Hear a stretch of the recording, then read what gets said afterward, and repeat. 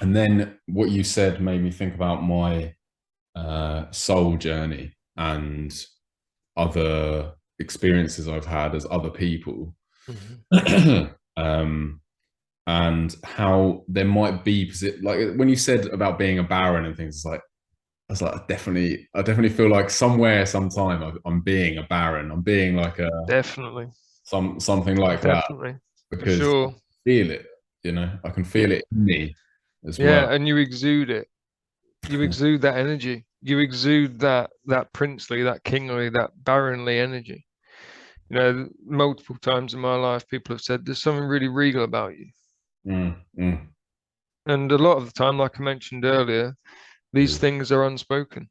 mm, Within our family, it's unspoken. But if I look into my ancestry, even my names, Eberhard, Everett means strong, brave boar. That's a wow, knightly name. wow, yeah, My ancestors on my father's side were knights. On my mother's side, Griffith means strong lord. mm, That's literally royal Welsh princely line. wow, wow. So I Love it. recognize it when I see it. Yes. You're it. You're it. That's right. Okay, so it's like bringing through those energies Those and then energies. And uh, I'll just interject momentarily, and I'll let you carry on because I think this is important. That I was contemplating earlier or yesterday when I was exercising. Um, and as I was exercising, I realized that I wasn't pushing myself hard enough. And I've never, since I was a successful runner, I've never had a personal trainer. I've always been able to motivate myself, to push myself to the level of intensity needed to actually grow physically and become strong. Um, and for a moment, I thought to myself, why aren't I pushing myself hard enough? What would I need? I don't need a personal trainer. I thought to myself, what would it take for me to push myself harder? And then I realized it would take for me to recognize that my ancestors were watching me right now. wow, wow. Those kings, those princes, Yeah. those masters, Yeshua, Miriam, Mm, Mary, Joseph, mm, David, Abraham, Adonai, mm, Eve. It would take for me to push myself to the level of intensity I know I can and should, for me mm. to recognize that they're watching me right now, and I need to make them proud, Okay. and to not um, waste the opportunity I've been given, Yes. and to know where I come from, and to know who I am, Yeah. and Okay. to know what I'm producing for the future, Yeah. not just in myself, but for my line Mhm. and the world at large, Yeah. and everybody that meets me. Right. So It's yeah, like the torch that you're carrying, and you're talking about yeah, running. It's like, and everybody, yeah, and everybody's got their own story. Everybody's got ancestors that they can be proud of. yeah, yeah, Everybody. yeah, And I'm not saying my ancestors are better or worse than anybody else's, they're just mine. yeah. Um, and I think everybody should love their ancestors as much as I do Mm, because they chose them. yeah. Everybody that's watching this, you chose your ancestors, you chose who you are. You chose to be born into the family you're born into. Why not love it fully? Mm, mm. Because if you truly are desirous of being your true self, why wouldn't you love yourself fully?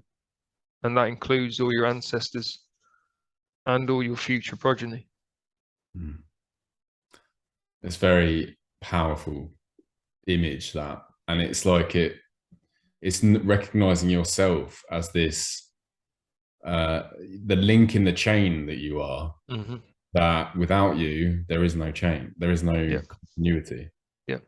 And so it's like to receive a legacy and then hand it down. It's like the most Yeah. um it's like one of the most beautiful things you can do, right? And also, when you explore yourself and get to really know yourself, all these things become apparent to you. Mm, The idea that you have to take a separate portion of your life and dedicate it to ancestry and learning about your ancestors is completely irrelevant because when you actually decide to fully know yourself, that is a part of that formula. Yeah. And you will automatically become aware of all your ancestry. Yeah. Of all the people that made you, of all the people that contributed to your energy, your physicality, your expression. Yeah. You know, and as such, when you fully embody yourself, you will become another part of that line, and you will become someone else's ancestor. Wow. That they can then draw on. Wow, man. Oh God. That's so special, isn't it? It is, and I don't think enough people realize it. Yeah. And I think if more people took a moment to consider how far back they go, physically and spiritually, they would respect themselves far more than what they do. And again, there comes that word again, self-respect and honor. That's right. To notice who you are and what that means. Like the fact that we're here means so much, that lives were lived and given over and over again to just so that you could be here right now, and it will continue on.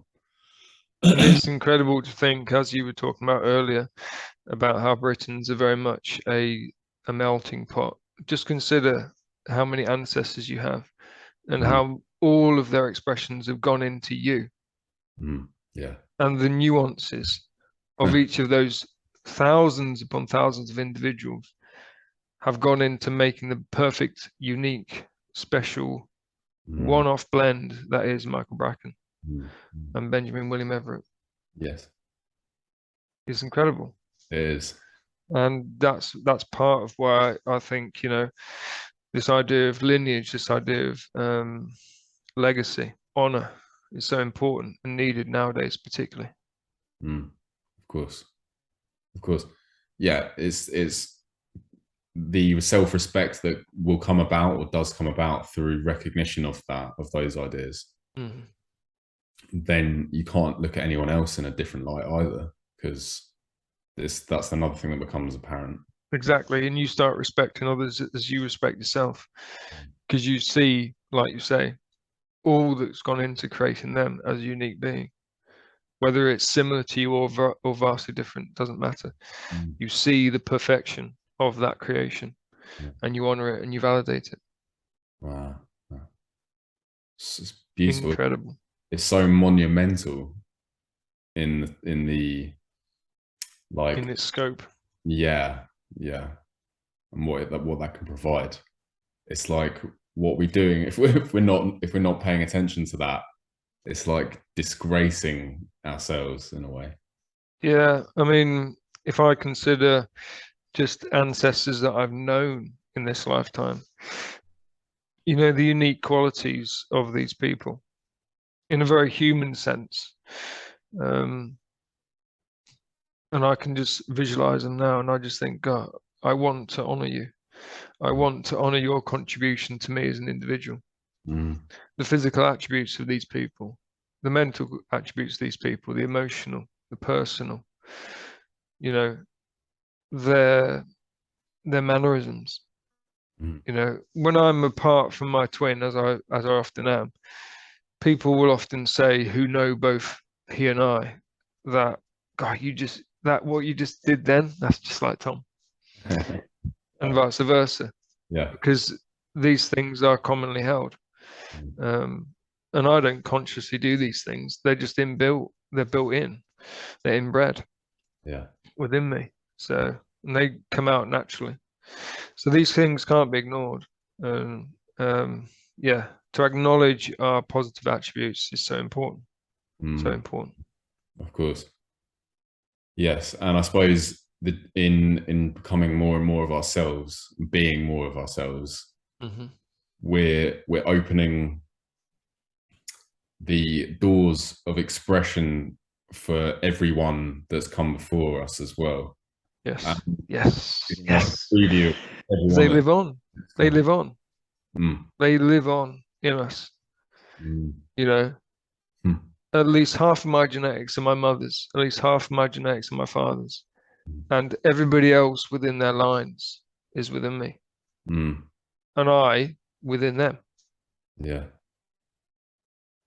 It's just immense to consider.